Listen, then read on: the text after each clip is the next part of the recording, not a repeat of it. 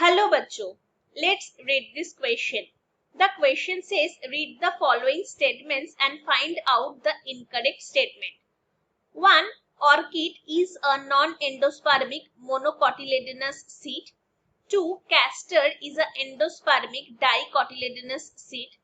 3. In monocotyledonous seed, the outer covering of endosperm separate the embryo by a proteinaceous layer called aleuron layer. 4. None of the above. ये question का जो की concept है वहां पे हमें पहले समझना होगा ये जो एंडोस्पर्मिक सीड है और नॉन एंडोस्पर्मिक सीड है वो होता क्या है। तो पहले हम बात करेंगे एंडोस्पर्मिक सीड के बारे में, एंडोस्पर्मिक सीड, और उसके बाद हम बात करेंगे नॉन एंडोस्पर्मिक सीड।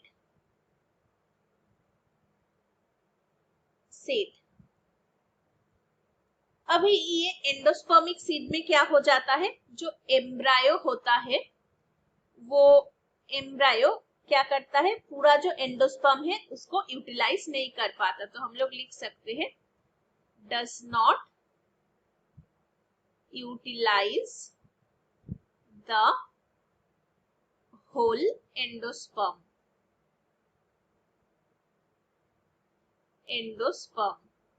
इसके वजह से क्या हो जाते हैं, ये जो एंडोस्पर्म है ये एक ही कॉटिलेडन बना सकता है। तो हम लोग बोल सकते हैं वन कॉटिलेडन, और जिसमें वन कॉटिलेडन प्रेजेंट होते हैं उसको हम बोल देते हैं मोनोकॉट। तो यहाँ पर देखिए ये जो ऑर्किड है ये एक नॉन एंडोस्पर्मिक है और ये जो कैस्टर है वो एंडोस्पर्मिक है। तो यहाँ पर देखिए बोला गया है कि कैस्टर एंडोस्पर्मिक है लेकिन डाइकोटिलेडोनस है। तो हम लोग यहाँ पर क्या बोल रहे हैं कि जो एंडोस्पर्मिक सीड है वो मोनोकॉट बना सकता है, लेकिन ये कैस्टर इज अ एक्सेप्शन। तो हम लोग यहाँ पर लिख सकते हैं exception is the castor for this case. Similarly जो नॉन एंडोस्पर्मिक सीड होते हैं वहां पर क्या हो जाते हैं, जो एम्ब्रायो हो जाते हैं वो टोटली यूटिलाइज कर लेते हैं एंडोस्पर्म को, यूटिलाइज द एंडोस्पर्म। अभी दो एंडोस्पर्म टोटली यूज करने से क्या हो जाता है, दो कॉटिलेडन बन जाता है, टू कॉटिलेडन। अभी दो कॉटिलेडन जो बनाता है उसको हम क्या बोलते हैं, डाइकॉट बोलते हैं। लेकिन यहाँ पर देखिए बोला गया है ये ऑर्किड मोनोकॉट है, तो ये वाला भी हम लोगों का एक एक्सेप्शन बन गया, एक्सेप्शन ऑर्किड। यानी कि ऑर्किड नॉन एंडोस्पर्मिक होने के वजह भी वो डाइकॉट हो जाता है। तो ये पहला जो दो स्टेटमेंट है ये तो बिल्कुल करेक्ट है।